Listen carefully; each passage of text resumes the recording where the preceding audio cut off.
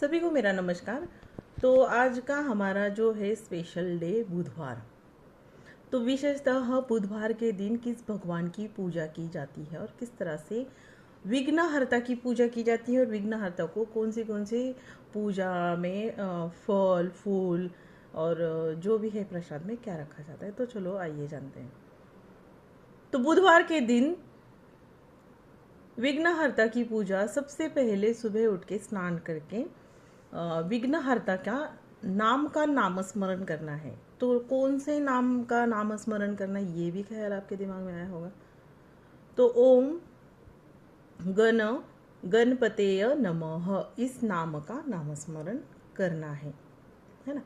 नामस्मरण एक ऐसी ताकत है जो सीधा हम भगवान के साथ कनेक्ट हो जाते हैं, है ना।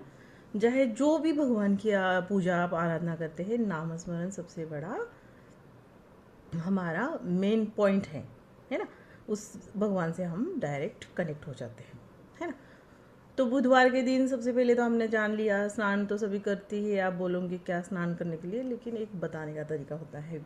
जब हम कथाएं बोलते हैं ना, तो सर्वप्रथम उठ के अगर हाँ स्नान वगैरह करना है, नए वस्त्र पहनना है, नए वस्त्र नहीं होगे तो धुले हुए वस्त्र पहनना है। फिर विघ्नहर्ता को दुर्वा, है ना, दुर्वा जो ग्रीन कलर की घास होती है, उसके बीच में एक डंडल होता है और साइड के दो दो, है ना। तो 3 डंडल वाला वो जो पत्ता होता है जो दुर्वा का, घास का, उसको 11, 21, 108 ऐसे गिनती करके विघ्नहर्ता को अर्पण करना है। एक होता है आगाड़ा, आप सर्च कर लेना यो गूगल में तो आपको पता चल जाएगा। फिर वो जो है ये दोनों मिला के ये है। फिर लाल घंटी का फूल जो होता है ना, लाल कलर का, जासवंत बोलते हैं उसको, वो कलर का फूल विघ्नहर्ता को चढ़ाना जरूरी है। मंदिर जा सकते हैं तो ठीक है, मूर्ति होगी आपके पास अवेलेबल होगी तो ठीक है। अगर आपके पास मूर्ति भी अवेलेबल नहीं है तो सुपारी को आप विघ्नहर्ता के रूप में स्थापित कर सकते हैं आपके घर के पूजा मंदिर में, ठीक है।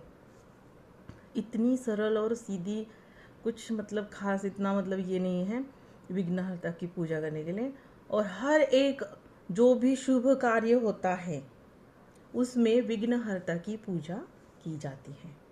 बुद्धि, सफलता, जो बच्चे होते हैं, विद्यार्थी, है ना, उन जो करते हैं, मतलब जो उनको जो यश चाहिए होता है, तो उन्होंने क्या करना है, विघ्नहर्ता की नामस्मरण करना है, पूजा करनी है।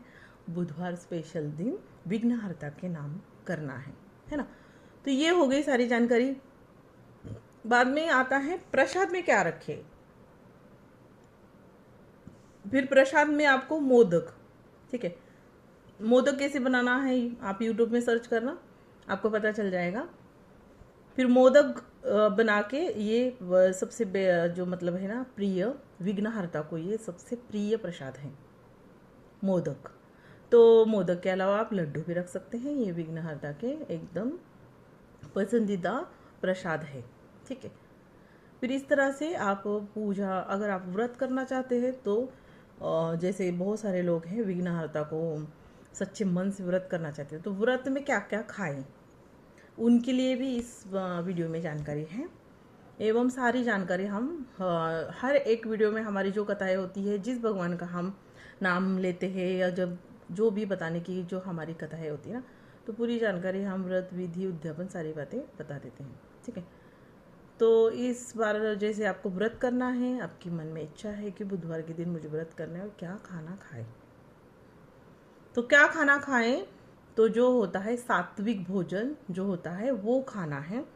और जैसे लहसुन प्याज वगैरह उसको आपने खाने में यूज़ नहीं करना है, ठीक है। इस तरह से भी कर सकते हैं और वो भी खा सकते हैं, लेकिन अगर आपको सच्चे मन से पूरा करना है व्रत तो आप उस चीज़ को परहेज करें।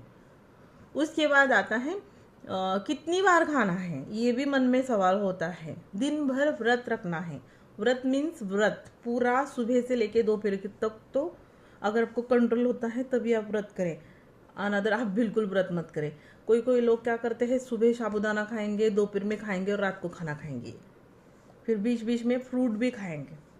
तो ये कोई व्रत नहीं होता है। आजकल तो ये ऐसे करने लगे, ऐसा व्रत मत कीजिए, कोई ज़रूरी नहीं है। नामस्मरण करेगी तो भी चलेगा, क्योंकि आपको भूख कंट्रोल नहीं होती है। तो और इसके अलावा दिन भर भूखे रहना है। फिर शाम के टाइम में आपने विघ्नहर्ता की आरती, है ना, सुखकर्ता दुखहर्ता, ये वाली आरती आपके पास पुस्तिका होगी तो खुद से बोलना है।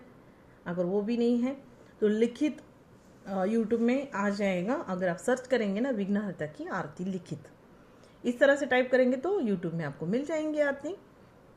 आजकल यूट्यूब के माध्यम से इतना आसान हो गया है, सारी चीज़ें आपको अवेलेबल हो जाती हैं।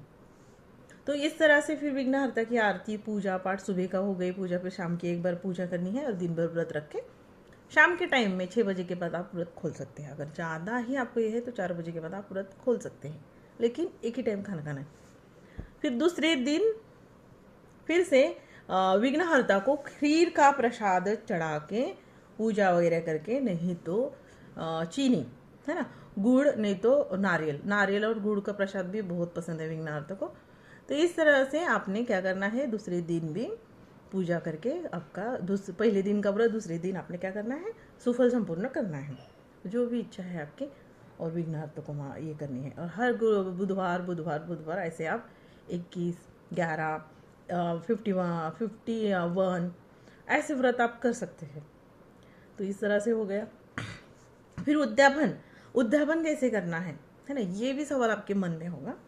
तो आपने क्या करना है, 21 किए, उसके बाद आपको उद्यापन करना है इस व्रत का। बुधवार करना है, 21 करेंगे, 51 करेंगे, 11 करेंगे, है ना।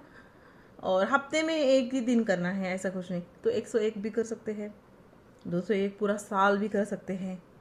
उसके बाद उद्यापन भी होता है ना, कोई भी व्रत होता है ना, अगर वो संपूर्ण हमें बंद करना है कि नहीं अभी मुझे ये व्रत नहीं करना है ना, तो फिर उसका उद्यापन होता है। तो उद्यापन क्या करना है, छोटे से बालक जो होते हैं ना, जैसे हमारे विघ्नहर्ता है ना, क्यूट, ऐसे जो भी है, मतलब बालकों को खाना खिलाना है। जो लड़के होते हैं ना उनको खाना खिलाना है।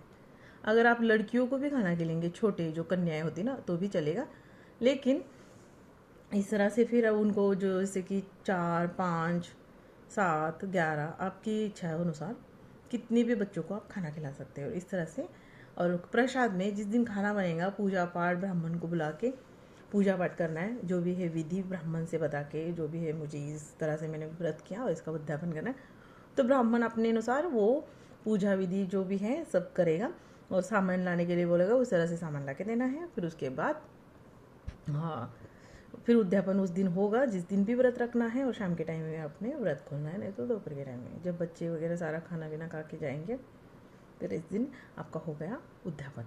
इसके बाद अगर जैसे नामस्मरण है ना, आप विघ्नहर्ता के बहुत बड़े फैन हैं, तो ओम नमो गणपते नमः, इस तरह से आप नाम का नामस्मरण कंटिन्यू कर सकते हैं। विघ्नहर्ता एक ऐसे है, अगर उनका साथ आपके जीवन में रहेगा तो आपके जीवन में कोई भी परेशानियां नहीं आएगी। तो इस तरह से हमारा जो भी था, हमारे पास जो जानकारी हम मेरे अनुभव से मैंने आपके साथ शेयर की। तो कैसी लगी ये जानकारी ज़रूर बताना, और इस वीडियो को ज़्यादा से ज़्यादा शेयर करना, और वीडियो को लाइक करना, कमेंट करना और सब्सक्राइब करना बिल्कुल नहीं भूलना। नोटिफिकेशन ऑन रखना, जो भी मैं बताती जाऊँगी, जो भी मैं अपलोड करूँगी उसका नोटिफिकेशन अगर ऑन रहेगा तो वीडियो आप तक ज़रूर पहुँचेगी। तो इसी के साथ ये वीडियो हम यहाँ पे ही ख़त्म करते हैं।